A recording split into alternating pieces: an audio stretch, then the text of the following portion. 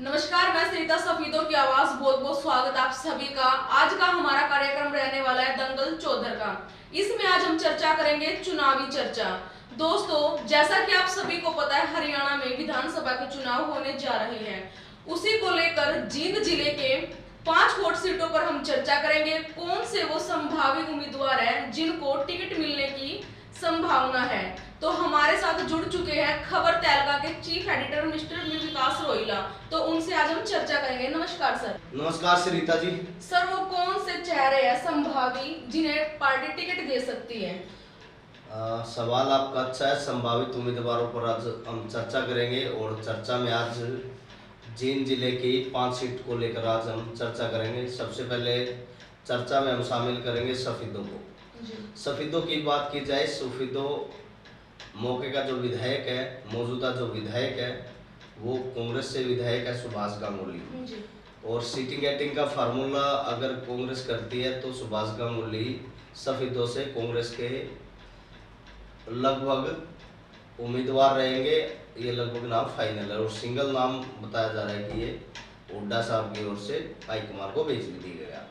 अगर बीजेपी की मैं बात करूं, बीजेपी का अभी जो माहौल चला हुआ, जैसी जो चर्चाएं हैं, उस चर्चा में नारनौल से विधायक राम कुमार गौतम का नाम आता है।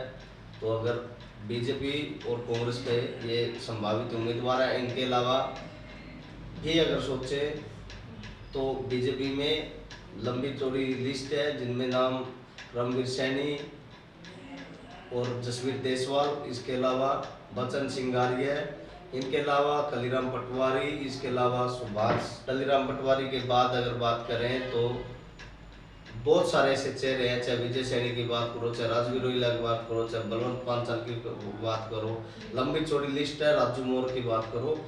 तो लेकिन जो संभावित उम्मीदवारों पर हम चर्चा कर रहे हैं तो उनमें जो पहला नाम आता है राम कुमार गौतम का।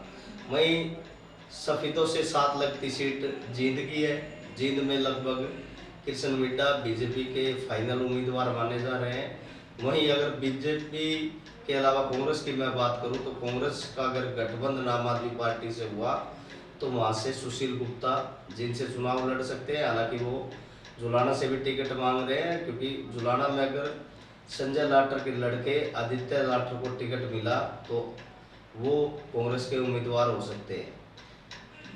और ये जो जींद में और भी कांग्रेस के चेहरे हैं उन पर भी मैं चर्चा करूंगा। महावीर एक बड़ा चेहरा है, इनके अलावा अंशुल भी एक बड़ा चेहरा है, इसके अलावा महावीर कंप्यूटर भी टिकट मांग रहे हैं। तो एक बड़े चेहरे हैं। जाट भी कई चेहरे ऐसे हैं जो टिकट मांग रहे हैं। बलजीत रेड्डू टिकट मांग रहे हैं, प्रदीप गिल फिर टिकट मांग रहे हैं, इसके अलावा प्रमोद सहवाग भी टिकट मांग रहा है। लेकिन अगर संभावित उम्मीदवार की बात की जाए तो उसमें सबसे प्रबल दावेदार सुशील गुप्ता हो सकते हैं। सुशील गुप्ता को यहाँ टिकट मिल सकती है। वहीं अगर बात करें जुलाना की, जुलाना में अगर गठबंधन होता है तो गठबंधन के हिसाब से सुशील गुप्ता की बजाय यहाँ संजय लाटर के बेटे आदित्य लाटर को टिकट मिलेगा। इसके अलावा अगर गठबंधन नहीं हुआ तो 1% चांस है कि वहां से सुशील गुप्ता को भी टिकट मिल सकती है।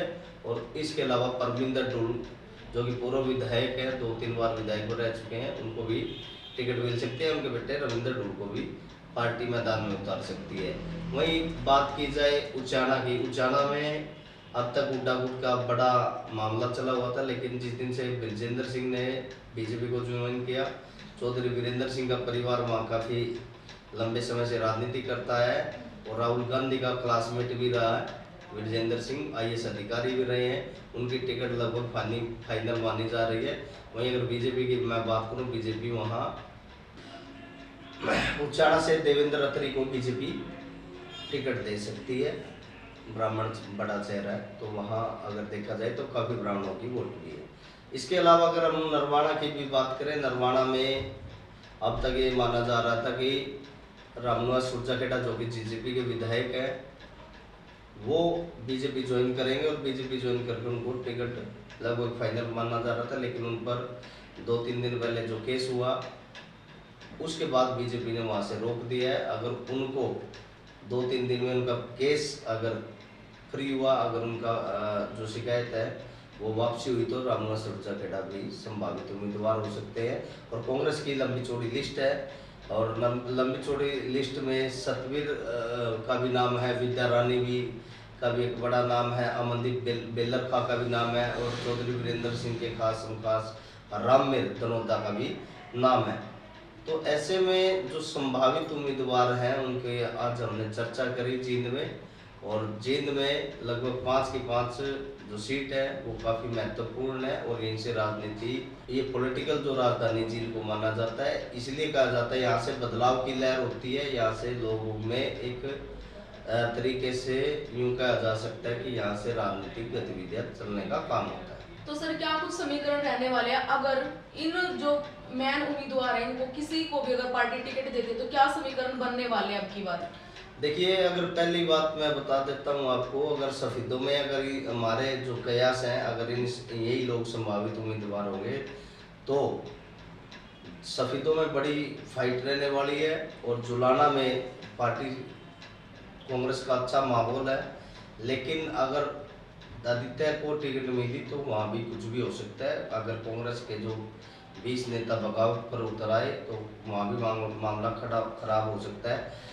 जींद की बात की जाए तो जींद में सुशील गुप्ता को अगर टिकट मिली तो देखने की बात ये कि क्या जो कांग्रेस वाले हैं, खासकर जाट नेता जो हैं, तो क्या सुशील गुप्ता के नाम पर राजी होंगे, उनको वोट दिलवाने का काम करेंगे कि नहीं करेंगे, ये भी एक बड़ी बात है। वहीं उचाना की अगर मैं बात करूं, ब्रिजेंद्र सिंह की टिकट फाइनल है, और ब्रिजेंद्र सिंह का इतना विरोध नहीं होगा, दुष्यंत के साथ उनकी फाइट रहेगी।